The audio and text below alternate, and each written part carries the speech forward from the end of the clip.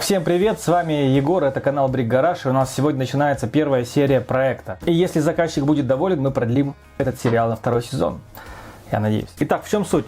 Мы совместно с компанией LEGO решили сделать контент про данный набор. Ну, само собой, обзор я на него делать уже не буду, вы можете посмотреть этот обзор у меня на канале с прошлого года уже есть. Сама по себе модель представляет ценность только как демонстрационная, потому что играть с ней у вас вряд ли хватит терпения, потому что это очень медленная машина, и несмотря на то, что здесь есть 3 скорости для коробки передач, она не будет ни быстрой, ни проходимой. Кузов тут, кстати говоря, дырявый, поэтому и как самосвалом вы тоже ей особо не попользуетесь. Единственный вариант, наверное, что поставить ее на полку, но морозить на полке столько деталей полезных, а это моторы, тут их целых 3, да, 3 разных мотора, угловой большой, L, XL, большой блок, плюс еще здесь есть детали коробки передач, дифференциалы новые и портальные редукторы, ну, в общем-то, тоже не самой последней полезности деталь. Что у нас из себя представляет эта модель? Это вот такая вот тяжелая модель, в центре которой находится мощная рама, в которой встроена коробка передач. И передняя часть, по сути, это болтающаяся кабина.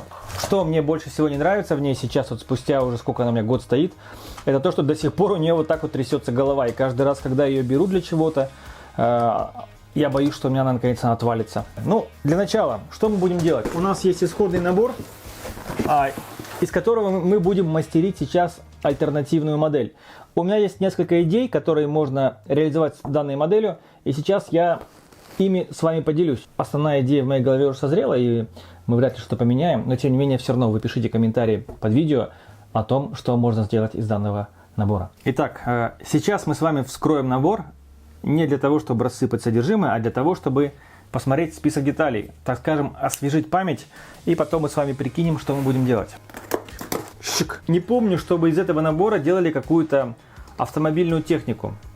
Нет, конечно же, Toyota из него я делать не собираюсь. Ну, во-первых, у нас тут комплект наклеек Volvo, во-вторых, желтый цвет, в-третьих, детали больше это специфичные для строительной техники. По альтернативным моделям, в основном, я видел на Rebrickable это модели каких-то там грейдеры, по-моему, погрузчик был, карьерный самосвал, по-моему, большой такой, ну, не такой, а типа БелАЗа. Стоит напомнить, сколько здесь деталей, я не помню, поэтому здесь просто появится сплашка с количеством деталей и прочая информация о данном наборе.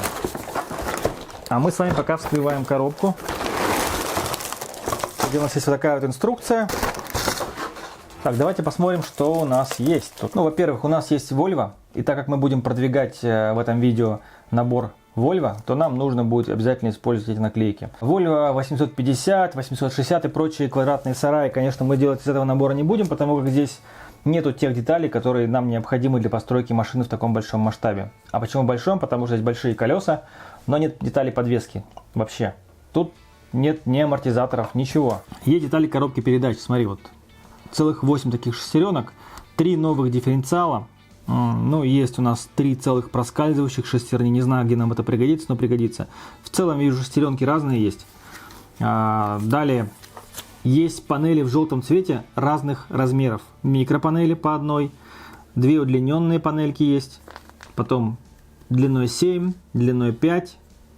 Тоже по одной. Ну, не так много, да? Далее, 13 таких панелей прямоугольных, 3 на 11. 2 изогнутых желтых. Ну, в общем-то, на этом желтые панели заканчиваются, которые нам нужны. Вот тут еще много очень больших панелей и вот таких вот целых 18 трапециевидных. 2 арки вряд ли нам где-то пригодятся, хотя посмотрим. Ну и также есть вот черные, я не думаю, что они нам пригодятся. И первая идея, что мне пришло на ум, мы попробуем сделать вот такую кабину. Вот такую кабину, только это будет желтая кабина из желтых деталей. Что для этого нужно? Такие панели есть, такие панельки есть, эта панелька есть, большая панель есть. Вот таких вот вторых панелей, по-моему, нету. Может быть, мы их заменим чем-то. Ну мы просто не будем здесь вот эти панели делать и поставим их сюда. Эта панель есть, эти есть. И опять микропанели. Опять у нас их нечем заменить, да, получается. Но я думаю, что мы дизайн кабины немножко упростим. У нас будет не копия Мерседеса. Но главное что? Главное, что у нас получится вот такая вот довольно хорошая, успешная кабина. Кабина грузовика, без капотного. Решетку радиатора тоже заменим, потому что у нас это будет не Mercedes, но многие кабины грузовиков, они похожи, поэтому вот, у нас за базу есть уже кабина. Что мы делаем дальше? Делаем дальше мы шасси. Детали подвески, посмотрите, сколько их тут у нас. Тут нет вообще нет деталей подвески. Тут есть только 6 портальных редукторов и все. Но есть дифференциал, есть много шестеренок, поэтому мы можем работать. Еще посмотри, пожалуйста, здесь есть вот такие вот у нас блоки. Большой мотор, малый мотор L. Угловой мотор, который мы, скорее всего, используем для рулевой системы. Ну, блок, 3 муфты, 7 шестеренок маленьких, 7 шестеренок больших на 8. То есть мы сможем использовать портальные редукторы на полную мощность, то есть с соотношением 1 к 8. Уже после съемки данного видео я осознал, что самое страшное, о чем я не сказал, это то, что здесь всего один кардан. Для привода порталов передней оси необходимо будет минимум 2 кардана, в случае, если мы делаем неразрезной мост. Мы можем упростить конструкцию подвески мостов, они могут быть просто качающимися, в этом случае не нужны карданы. Но с приводом передних колес без карданов никуда. Есть конструкции, где привод производится через угловые передачи шестеренок, но в данном случае это не вариант, потому что мы не сможем использовать портальные редукторы, либо же у нас очень сильно увеличится плечо обкатки. В общем, кардан мне придется в любом случае взять извне одну штучку. Что в итоге мы должны получить? В итоге мы должны получить вот какой-то грузовик подобного масштаба, только вот на таких вот колесах и вот с подобной кабиной. Длина, я думаю, у нас будет чуть покороче. И смотрите, я вижу как. У нас очень много желтых панелей в наборе, поэтому, собрав кабину, у нас останется еще много прямоугольных и трапециевидных панелей. Мы попробуем сделать сзади кузов, типа такого, знаете, кузова на автомобилях, грузовиках типа Париж-Дакар.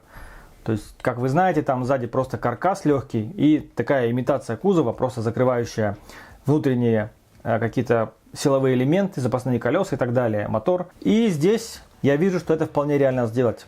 В итоге у нас получится некий такой Volvo Париж-Дакар, только у нас он быстро ездить не будет, потому что мы используем здесь моторы достаточно медленные и используем портальные редукторы для того, чтобы конкурировать с Мерседесом. Что из этого получится, мы увидим.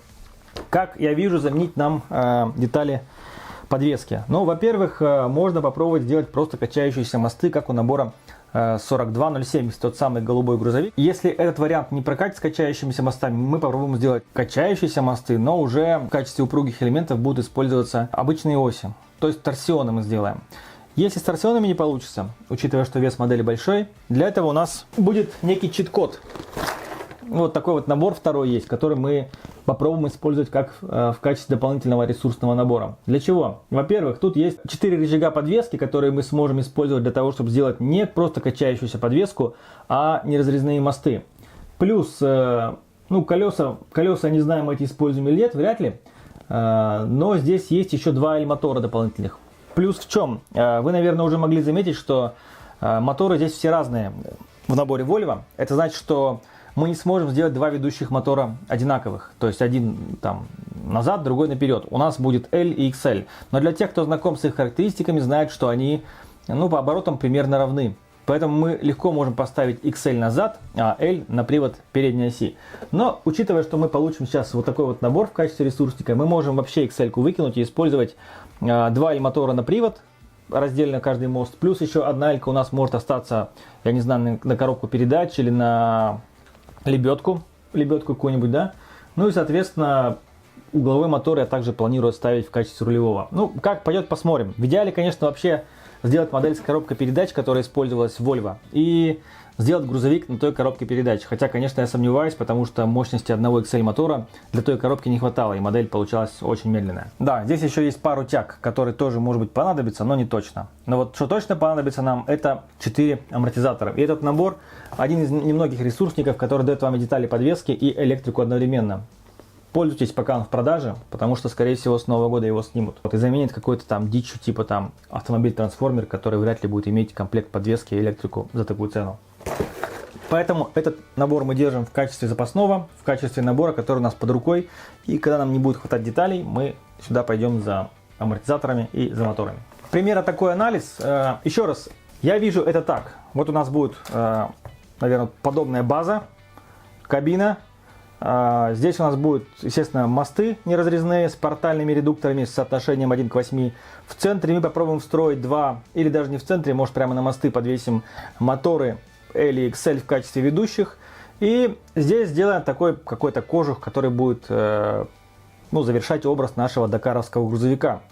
Потому что я думаю, что нам нужно будет в задней части разместить батарейный блок, чтобы он нас развесовку от передней кабины немножко сместил назад. И все это дело мы закроем как раз тем самым кожухом. Что получится из этого? Давайте вместе смотреть. Еще раз напоминаю, что спонсором данного проекта будет компания Lego. Я очень хочу, чтобы вы поучаствовали в данном видео в обратной связи, для того, чтобы, может быть, какая-то идея у вас есть, о которой я еще не догадался, и мы сможем ее вместе применить на этой модели. То есть, еще раз, концепт у меня пока только в голове, вот я вам нарисовал, и как пойдет он дальше, мы с вами решим вместе. Пишите ваши комментарии под видео, и до скорых встреч, точнее до следующей серии. Пока!